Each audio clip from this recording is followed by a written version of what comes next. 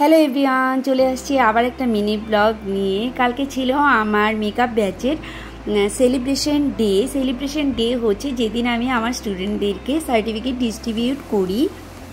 আজকে আরেকটা স্টুডেন্ট আসছে, অনেক বড় স্টুডেন্ট। ও হচ্ছে আমার স্টুডেন্ট রাখির মেয়ে। তো যাই হোক, সেদিন আমরা কিন্তু মেকআপের কোনো প্র্যাকটিস হয় না। সেদিন আমরা একটু সাজুগুজু করে সবাই মিলে একটু আনন্দ ফুর্তি করি, আর এই জার্নিটুকু এখানেই এন্ড হয়। এখন বাকি জার্নিটুকু কিন্তু ওরা একাই কমপ্লিট করবে। অবশ্যই আমি হয়তো পাশে থাকবো, কিন্তু ওদের কিন্তু অনেক প্র্যাকটিস করতে হবে, কারণ যে স্টুডেন্টই হোক না কেন, যেখানেই কোর্স করুক না কেন, প্র্যাকটিস করলেই কিন্তু একজন ভালো মেকআপ আর্টিস্ট হতে পারবে।